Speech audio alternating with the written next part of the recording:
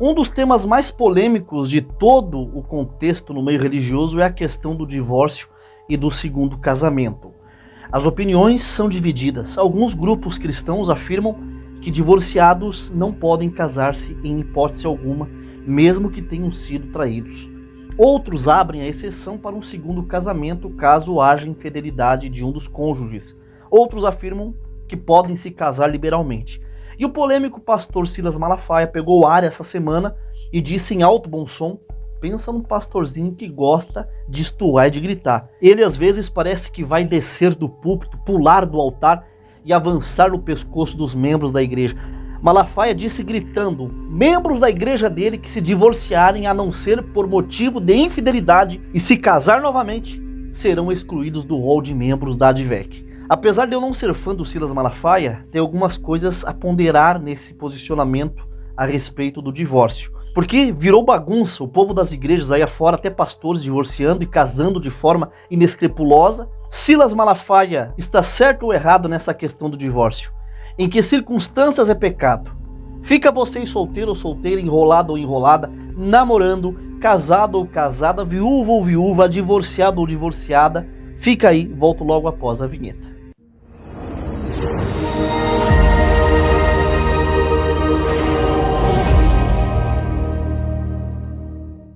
Quero saudar a todos com a graça e a paz da parte de Deus por Jesus Cristo, que o manto do Senhor Jesus possa estar sobre você que me assiste, a sua família e toda a sua casa. Com gratidão eu agradeço a todos vocês que fazem esse canal crescer, mesmo com as limitações que o YouTube está impondo a determinados tipos de conteúdo, principalmente os conteúdos que combatem o sistema dominante e predominante no mundo. E vocês têm comentado nos vídeos, têm dado like, compartilhado com outras pessoas. E eu rogo a vocês, eu peço com todo carinho, que vocês continuem deixando o like, o joinha, é de graça, não te custa nada. Inscreva-se aqui no canal, ative o sininho das notificações para que você não perca nenhum vídeo postado aqui no meu canal. Eu tenho a minha opinião e a minha posição bíblica em relação ao divórcio. Porém, eu acho que o casamento, ainda mais do meio cristão, é algo sério.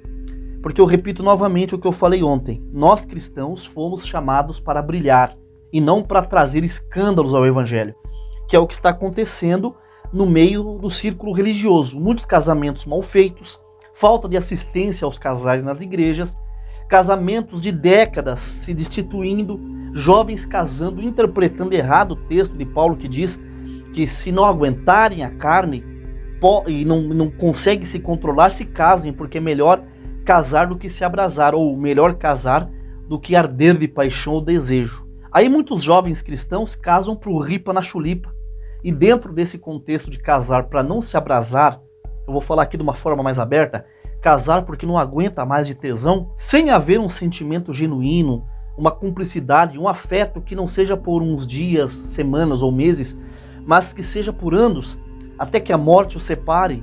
Esse é o contexto do casamento verdadeiro. Mas não é isso que está acontecendo. Os casamentos estão indo de mal a pior, principalmente no seio evangélico. Tem aí diversos pastores e cantores evangélicos no segundo, terceiro casamento, ou até mais. E o Silas Malafaia tomou aí uma posição um tanto rígida. Mesmo não sendo eu simpatizante dele, eu consegui perceber o que na verdade ele está tentando segurar é a onda de divórcios que deve estar acontecendo em suas igrejas. Eu vou colocar aqui um trecho do que o Silas Malafaia disse a respeito do divórcio. Presta bem atenção. Para prejudicar, porque na verdade essas pessoas fizeram isso por consentimento da liderança, entre os quais sou eu. Mas a partir de agora, dessa mensagem, eu estou trazendo um novo paradigma para essa igreja que eu sou pastor. Não tem nada a ver com as outras igrejas. Eu não tenho nada a ver com os outros pastores. Eu quero declarar que a partir de hoje, nessa igreja, se um casal de crentes se divorciar, porque não houve, porque não gostou da cara dela, porque está brigando, porque sei lá o quê, e não for, e se casar de novo, porque pode se divorciar, não vou divorciar, vou ficar aqui sozinho, que é difícil. Agora o cara que casou depois vai dizer que vai, eu não vou me divorciar, pastor, ela é crente, não tô afim, não dá mais, vamos divorciar, vou ficar quietinho. Ok, você vai se divorciar, é isso que você quer, não tem perdão? Então você vai ficar sem casar. Porque agora aqui nessa igreja, se alguém se divorciar, a não ser com a cláusula de exceção de infidelidade, e contrair um novo matrimônio, eu vou excluir do rol de membros dessa igreja. Vai ser membro aonde quiser, porque Deus não vai me imputar a culpa por omissão. Olha, veja bem, o Silas Malafaia e muitos outros pastores de denominações que são rígidas na questão do divórcio, é que se deve considerar alguns pontos ao aplicar alguns versículos que supostamente proíbem um segundo casamento, matrimônio. Os fariseus, eles queriam pegar Jesus em suas armadilhas e lhes perguntaram: deve-se permitir que um homem se divorcie de sua mulher por qualquer motivo? Vocês não leram as Escrituras? Respondeu Jesus. Elas registram que, desde o princípio, o Criador os fez homem e mulher e disse: por isso o homem deixa pai e mãe e se une à sua mulher e os dois se tornam um só. Uma vez que já não são dois, mas um só, que ninguém separe o que Deus uniu. Eles perguntaram: então por que Moisés disse na lei que o homem poderia dar à esposa um certificado de divórcio e mandá-la embora?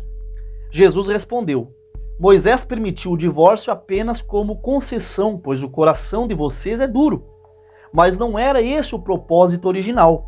E eu lhes digo o seguinte: quem se divorciar da sua esposa, e que só poderá fazer em caso de imoralidade, e se casar com outra, comete adultério. Os discípulos de Jesus disseram: se essa é a condição do homem em relação à sua mulher, é melhor não casar. Nem todos têm como aceitar esse ensino, disse Jesus. Só aqueles que recebem a ajuda de Deus, Mateus 19, 3-11. Então veja que Jesus diz que o homem que se divorciar da sua mulher por motivo banal, por causa fútil, que não seja por infidelidade e imoralidade sexual, porque nesse caso de traição é permitido o divórcio, o Senhor Jesus permitiu, dá a entender que o homem ou a mulher pode divorciar e casar-se novamente se houver traição. Agora, se divorciar-se por coisas insignificantes, por motivos desnecessários, volúveis, e se casar novamente, comete o adultério. Aí entra a questão do apóstolo Paulo, que ensina que o segundo casamento era permitido caso o cônjuge morresse. E veja que o apóstolo Paulo sempre se referia às mulheres nesses casos, de casamento, não aos homens, porque a cultura da época cobrava mais das mulheres. Veja, agora, irmãos, vocês que conhecem a lei, não sabem que ela se aplica apenas enquanto a pessoa vive? Por exemplo, quando uma mulher se casa, a lei a une a seu marido enquanto ele estiver vivo. No entanto, se ele morrer, as leis do casamento já não se aplicarão à mulher. Portanto, enquanto o marido estiver vivo, se ela se casar com outro homem, cometerá adultério.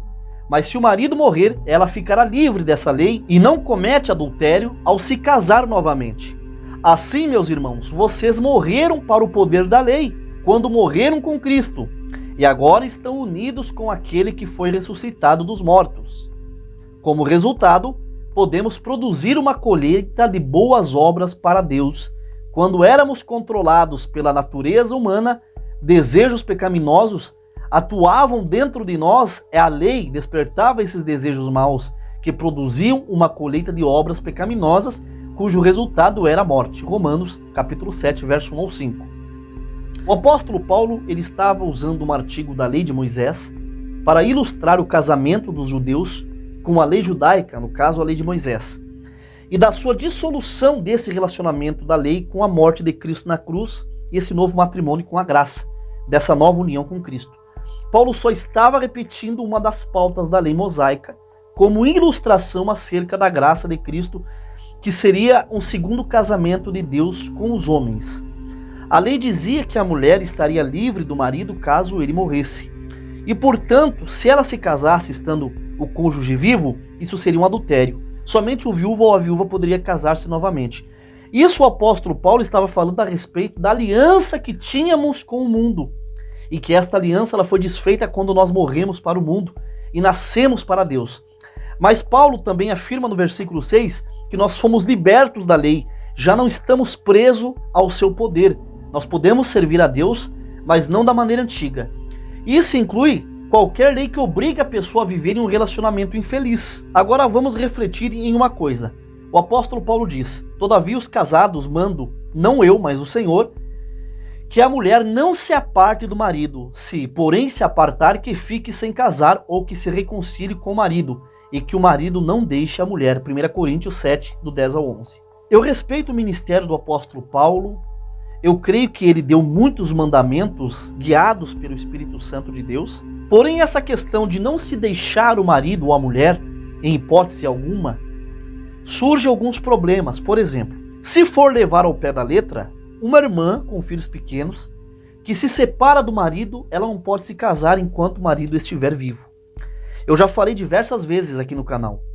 Se o marido dessa irmã for homossexual e não tem prazer nela em mulher, se ele for pedófilo, praticar algum crime contra os filhos, se ele for espancador, abusivo, adúltero, ela tem que ser obrigada a ficar em uma situação, em um relacionamento assim.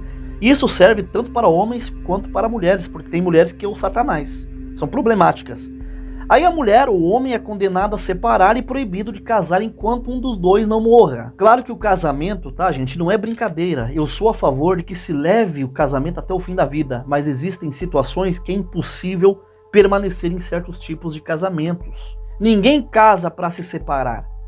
A verdade é que muitos pensam que o casamento ele é uma brincadeira, né? Pois querem separar por qualquer motivo.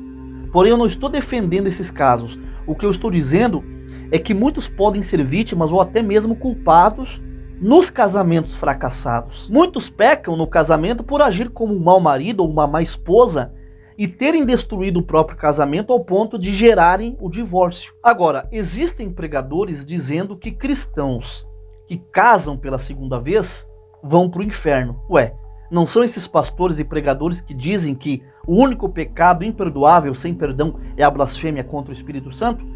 Digamos que uma mulher ou um homem saiu de casa e abandonou seu cônjuge. Eles saíram pelo mundo e se casaram com outras pessoas e formaram uma nova família, tendo vários filhos. Esse marido ou essa mulher que foi abandonado terá que continuar solteiro ou solteira e proibido de casar-se novamente por causa do erro do seu cônjuge que o deixou. Agora me diga, em casos assim, eles deverão lutar para que o seu ex-esposo ou ex-esposa deixe o atual marido ou mulher e filhos que constituiu fora do casamento e volte para eles ou para ela? Essas são perguntas que são difíceis de serem respondidas de uma forma coerente por pessoas que condenam o segundo casamento. Essa é um pouco da minha visão bíblica sobre o assunto. Deixe nos comentários qual é a sua opinião. E peço com todo o carinho e amor do meu coração que vocês continuem dando força a esse canal, compartilhem meus vídeos, esse vídeo com mais pessoas, deixe o like ou joinha, inscreva-se no canal, ative o sininho das notificações. E mais uma vez eu agradeço a audiência de todos. Encerro saudando vocês com a paz e a graça do nosso Senhor e Salvador Jesus Cristo, mandando um ósculo santo da caridade dentro do coração de todos. Deus abençoe, abraços fraternos em Cristo Jesus, o nosso Senhor. E se você se interessa em aprender violão, eu vou lhe apresentar o irmão Abner Souza. Ele é professor de violão, especializado em música sacra. Ele é fera em hinários, ele tem um curso excelente com preço facilitado que cabe no seu bolso. Veja o recadinho que ele tem para todos vocês. Mas Deus, você tem desejo de aprender a tocar violão, tirar o violão da capa, poder tocar com seus amigos, com seus familiares dentro das visitas, sem medo ou qualquer timidez? Se a sua resposta foi sim para qualquer uma dessas perguntas, muito prazer. Meu nome é Abner, sou professor de violão e hoje eu vivo atualmente em Barcelona ensinando violão para hinos digitalmente. Hoje nós somos mais de 24 mil alunos em nossas redes sociais e mais de 650 alunos em 17 países em nossos treinamentos completos. Vai te levar do zero absoluto até a total liberdade de toque dentro do violão. Os alunos, eles aprendem por um método completo, podendo acessar 24 horas por dia a nossa plataforma profissional e aprendendo 10 vezes mais rápido que uma escola tradicional. Você quer ter resultados? Então entre em contato comigo que eu vou te mostrar algumas provas do que eu tô falando. Deus abençoe e fique com Deus.